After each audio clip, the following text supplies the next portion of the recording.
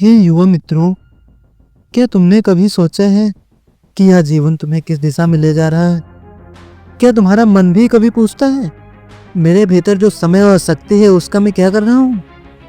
स्मरण रखो, समय बहता हुआ जल है, एक बार निकल गया तो वापस नहीं आता। और जो मनुष्य अपने समय को व्यर्थ करता है वह अपने भविष्य को खो देता है। आज मैं तुम्हें एक ऐसी कहानी सुनाने जा रहा हूँ जो तुम्हारे वर्तमान को आईना दिखाएगी। बहुत समय पहले नहीं, यही आज का युग है। एक छोटे शहर में दो मित्र रहते थे, रवि और अर्जुन। दोनों की उम्र समान, दोनों के सपने बड़े, परंतु उनके रास्ते अलग थे। रवि का दिन मोबाइल की नोटिफिकेशन से शुरू होता। सुबह उठते ही उसकी आंखें स्क्रीन पर होती।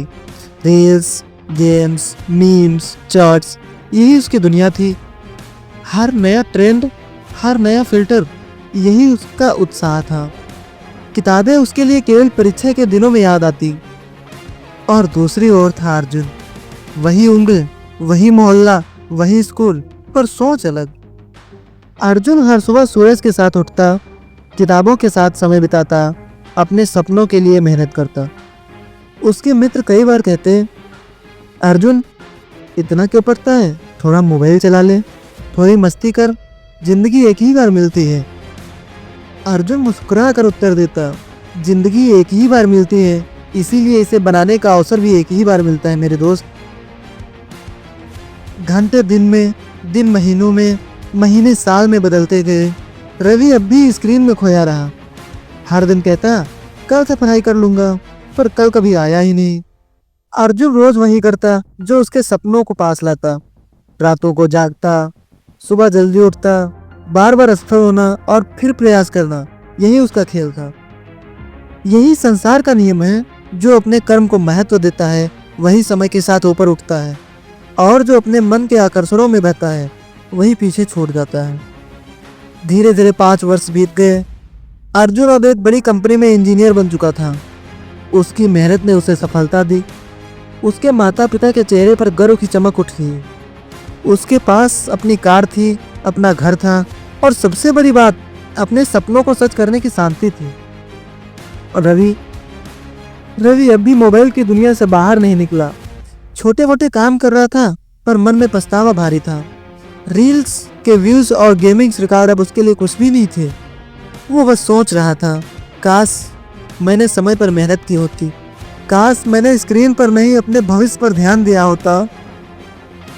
युवा साथियों, मोबाइल बुरा नहीं है, परंतु उसका गलत प्रयोग मनुष्य की शक्ति को नष्ट कर देता है। समय ही सबसे बड़ा धन है। जो इसे व्यर्थ करता है वह अपने हाथों से अपने भविष्य को खो देता है। स्मरण रखो, इच्छाएं पूरी तभी होती हैं जब तुम कर्म का मार्ग चुनते हो। रवि और अर्जुन की कहानी हम सब के भीतर छिपी है। चुनाव आपका है कि आप अपना जीवन स्क्रीन की चमक में गंवाएंगे या अपनी मेहनत की रोशनी से अपना भविष्य बनाएंगे। दोस्तों, इस कहानी का असली उद्देश्य युवाओं को यह समझाना है कि समय ही सबसे बड़ा धन है।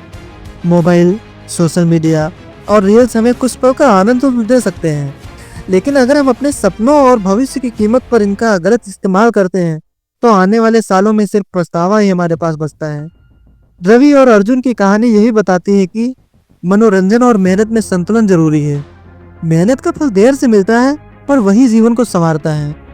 आज की छोटी सी आदतें ही कल की बड़ी सफलता या असफलता तय करती हैं।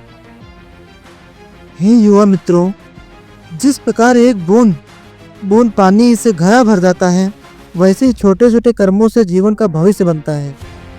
मोबाइल का मोह मन को भटकाता है, परंतु विवेक का प्रकाश मार्ग दिखाता है। यदि तुम चाहते हो कि तुम्हारे जीवन सपने हकीकत बने, यदि तुम चाहते हो कि तुम्हारे सपने हकीकत बने, तो आज ही अपने समय को सही दिशा दो, क्योंकि कल का बीज आज ही बोया जाता है। रवि की तरह पछताने वाले मत बनो, अर्जुन की तरह जागरूक बनो। याद रखो, जीवन वही है जो तुम अभी जी रहे हो, जीवन वही है जो तुम अभी जी रहे हो, और समय वही है जो अभी तुम्हारे हाथ में है। इससे सही दिशा दो, यही असली सफलता है। और दोस्तों, ऐसी ही हकीकत से भरी कहानियों को सुनने के लिए चैनल रियल फेस को सब्सक्राइब करना ना भूलें। लाइक करें, कमेंट करें कि मेरी छोटी सी स्टोरी कैसी आपको लगी। उम्मीद करता हूँ अच्छी लगी होगी। बट आपको कैसी लगी कमेंट में ज़रूर मुझे बताएं।